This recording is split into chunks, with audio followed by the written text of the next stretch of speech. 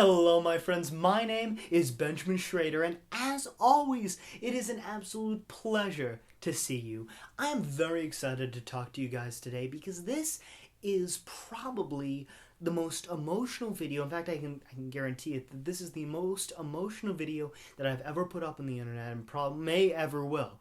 This is talking about why I decided to create the best UHQ. I'm going to talk about me. This is me. I'm going to share with you guys my backstory, you could put it, why I decided to do this, and why I want to help you become the best version of yourself today. Now, my friends, I want to talk about when I was young.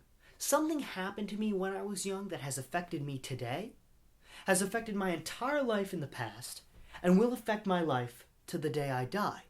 That's something really crazy, and it is, my friends.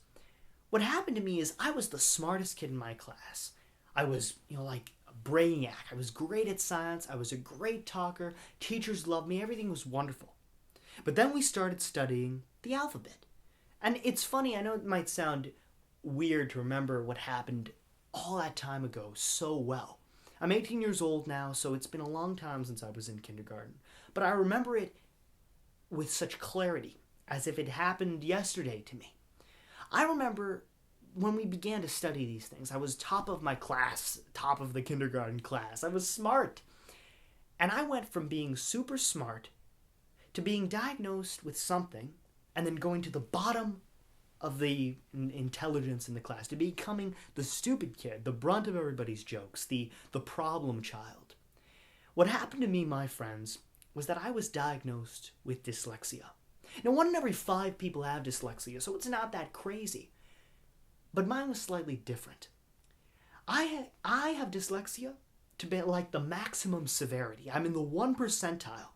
I have dyslexia more severe than 99% of all the other dyslexics you will meet. And it's something that back then, when that happened, when I found out that something was wrong with me, that's the last thing that a little boy wants to find out, that something's wrong with him, that he has a problem. That changed my life. I dropped out of kindergarten, and I went to becoming homeschooled so that I could get the reading therapy, so that I could get the help I needed. And I will never forget that. I will never forget not being able to go to a regular school. I wasn't able to go to a classroom. My mother, my father, they're absolute saints. They got me all the help I needed. But there was no school out there. I was rejected from the school for dyslexics. I have a really funny story about that. I gave a talk there, actually, 2 years ago or so. They invited me to give a talk, but that's neither here nor there, but something funny. But I was rejected from the school for my people. It's unbelievable. So now, yours truly is a kindergarten dropout, and that's pretty crazy. I love the way it sounds personally. What happened was now I'm out of kindergarten, I'm being homeschooled. I got a reading therapist, I got an occupational therapist, and I got a math tutor very quickly because dyslexics really need help when they're young. Basically, if you don't know what dyslexia is, I know most people do, it's pretty common to hear about it these days. But basically, one half of your brain, the neural net connections for reading, for writing. So I have dyslexia, dysgraphia, and dyscalculia. So I have all 3. So the neural net connections in my brain aren't working 100% on one side. But then on the other side, I've got extra, I've got more. So I say, hey, props to that. That's good. Might not be able to read, I might not be able to write too well, but at least I can talk, because talking is where it's at.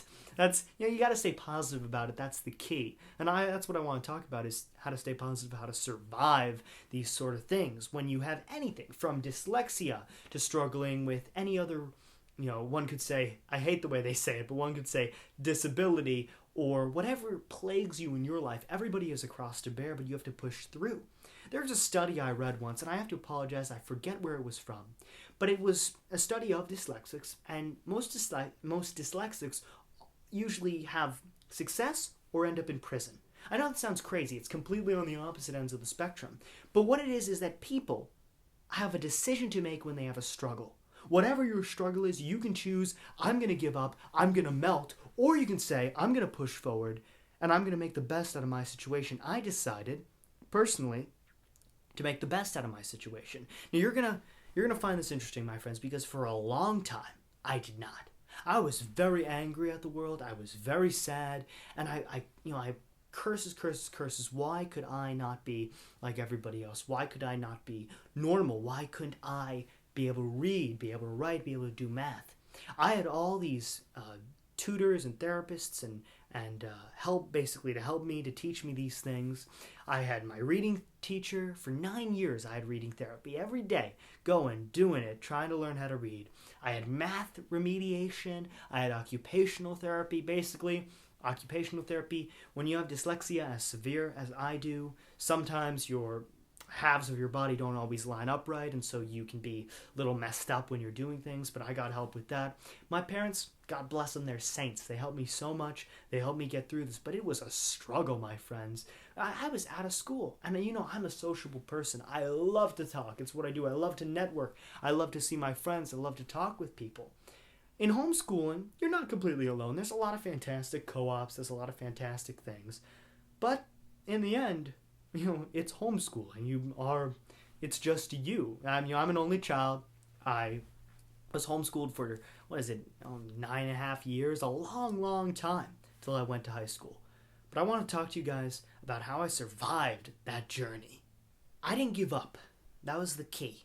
I said, I'm going to learn how to read well enough. And to this day, my friends, I read at about a 3rd grade reading level. So that's the best I was ever able to get. People said, there's different doctors, different things, said I would never be able to learn how to read. They said that I would go through my life illiterate, and I said, in my own mind, I'm going to prove you wrong. I'm going to learn how to read well enough, as my mother would say, well enough to get around town, basically. So I struggled and grinded and pushed forward with that. And those years of being alone, those years of working, just to get to baseline, being behind everybody else, that taught me to fight, that taught me to struggle. And then I said, I've been working all this time just to get to be almost as good as everybody else. I said, to heck with that. I'm going to push forward to be the best that I can, to become the absolute best version of me. That's why I do this, because I want to be the best version of me, and I've been getting closer and closer. Why go to just be as good as everybody else? When you've been working for years just to get there, why not keep working and take it to that upper echelon, to that next level, to become better than everybody else? That's the key to success. Not to be as good as everyone, but to be better than everybody. That's how you really change the world. Oh my goodness, my friends, you can see I am getting excited. I love talking about this with you guys. So what happened after that was I was headed off to high school. And my friends, I call freshman year for me the dark ages. It was terrible. You can imagine your boy here. He shows up, I've got a satchel. I've got a dress shirt and khakis on. I was not ready for the craziness of high school. So freshman year for me went over like a lead balloon. But luckily, I was able to transfer schools to the school I go to now. It's funny. I always thought the grass would be greener on the other side. I thought that going to high school would be amazing, that it would be this utopia, that it would be this Elysium, that I would truly achieve perfection. That it would just be an amazing place where everyone worked together, where you could skip through the fields of roses and it was just everyone loved each other. But it's far from that, my friends. I can assure you of that. But the school I go to now, it's pretty good, as good as high schools get. And so I've been grinding and getting through, and that time of my life is coming to a close. I'm looking forward to college, looking forward to the future. And hopefully a future with Best UHQ, a future of grinding, a future of really forging and becoming the man I've always wanted to be. And that is why I do this. You guys, I told you a little about my life. I have struggled. And as I said, for all those years I was trying to be as good as everybody. Now I want to be even better, and I'm getting there slowly. I'm working, I'm doing everything I can to improve myself. And I want you guys to come with me on that journey of self-improvement, that journey of positivity, that journey to become the best version that you can be. That's why I call it the Best UHQ, to become the best version of yourself. The time has come where no more can we just be as good as everybody else. Can we just be average? But we need to take it to the next level. We need to push onward. Les Brown is my favorite motivational speaker. And he says something. You have to be hungry. That you can't just be going through life. Nah.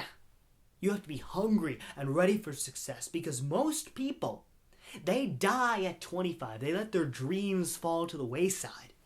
But not us. Most people die at 25 but aren't buried until 75. It's a quote from Les Brown. Most people give up on their dreams when they're young. They die then. But their body isn't put in the ground till they're 75. We're not going to be like that, because we are going to struggle. We're going to push to be the best.